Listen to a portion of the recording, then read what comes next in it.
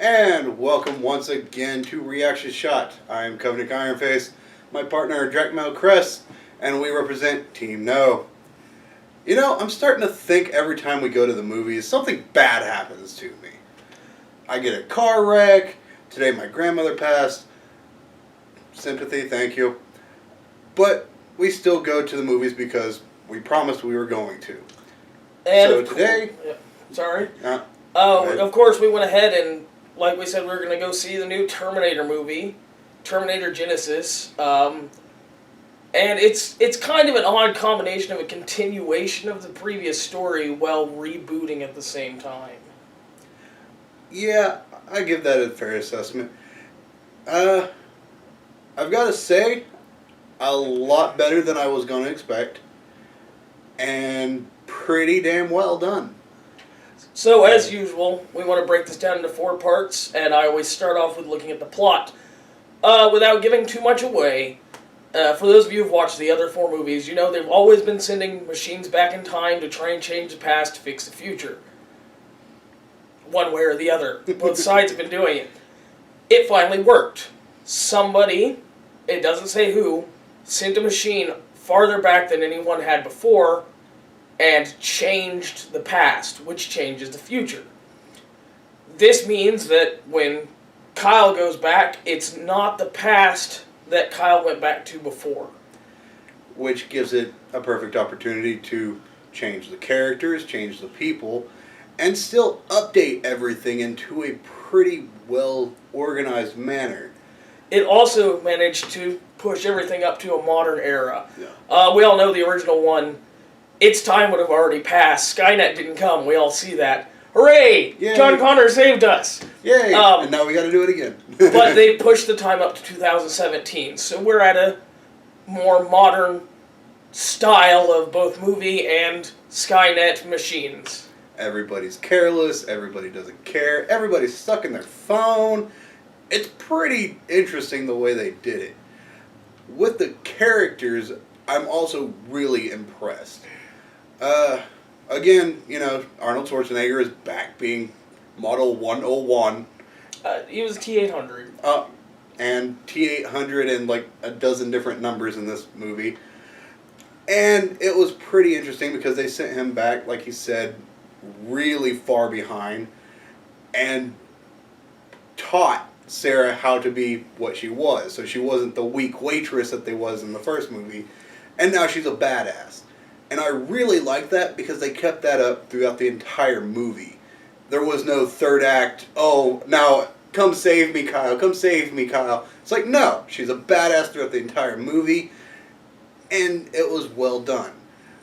Kyle kind of seemed a little out of place, but I think that's what they were going for. And it seemed, you know, a good foil to go with the new badass Sarah Connor. John actually gets to keep up in this movie a lot more. I'm not going to go into too much detail. Don't want to ruin anything. Skynet.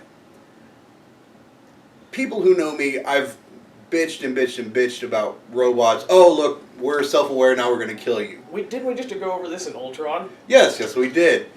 But Terminator is one of those series where I'm kind of willing to forgive them because they have a good storyline and they have a really good angle on it where it's like, hey, you showed up to kill me first. Yeah, of course I'm going to kill you.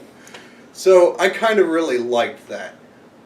There wasn't a lot of minor characters, though. There weren't really. The only one that I think that's majorly worth a mention, Matt Smith has a brief appearance in this, and I went and looked it up. They attributed his character, they called him Alex. Now, I didn't hear that in the movie. No.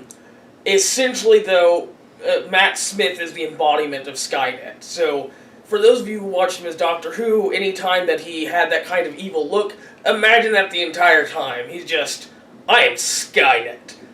No, I'm becoming Skynet. No. Because he was also in the other part where he said he was Skynet. Yeah. But beyond that, the guy that helped him, there's one guy who actually knows what's going on because apparently he witnessed some time travel stuff. Everyone thinks he's crazy. And Arnold Schwarzenegger also plays a minor role at the same time as playing a major role Yeah. as the T-101 that comes back, and then Arnold Schwarzenegger fights himself. Yeah. Woo. Yeah, like I said, he has like a dozen different numbers in this movie, and it's pretty good. Overall cinematography, I did notice a few points in the movie where the filming was definitely done by hand. Overall, like I was saying, the update of everything going into 2017 was pretty well done. I'm not sure where I want to put the CGI. In the old movies, of course, it was all, practical effects, this and that. There wasn't a lot of CGI until Terminator 2, but... Well, even in Terminator 2, a lot of the stuff they did was practical effects rather than special effects, because their CGI wasn't that good. I know. And I don't really find any fault with it. I thought it was good effects with a lot of practical effects as well. And the fighting sequences were really well done. I mean, they weren't just, straight up gunfights. Bam, I shot you, shoot me back now.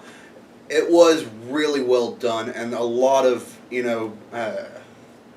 stuff that I would normally complain about, jumps and flips and shit like that. But it, kept my entertainment. That's, the key to me is keep my focus on the movie. And I never once wanted to look down at my phone and see how much time was left. Yeah, and beyond that, there were a few shots early on in the movie I thought were really well done when everything was exploding. Yeah. Woohoo! I know we don't normally cover sound as much, but along with that, the theater was shaking. It was one of those times I really felt like you could feel what was going on. And when they looked at everything in the modern era, it really felt like they had jumped through time. Because you see, at one point we're in the past, in the 1980s, suddenly we look at our modern day and there's cyber billboards everywhere. Everyone's got their phones, all this TV stuff going on.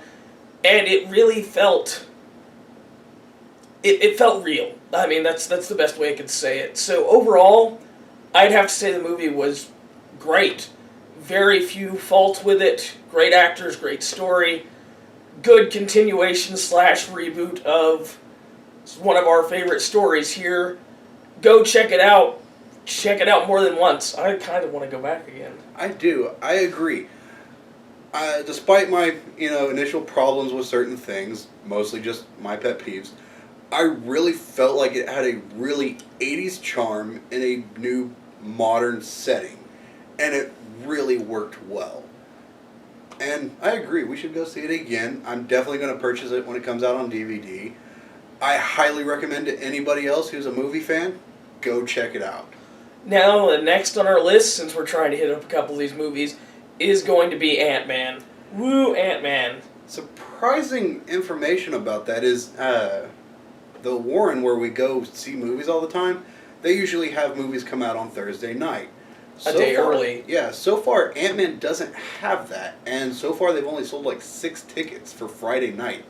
I'm kind of iffy about that, but definitely want to go see it anyways, because I'm a movie nerd anyways. But if you guys want to stick around, check it out with us, go ahead and click the like button, subscribe to follow us up, and we will talk to you next time.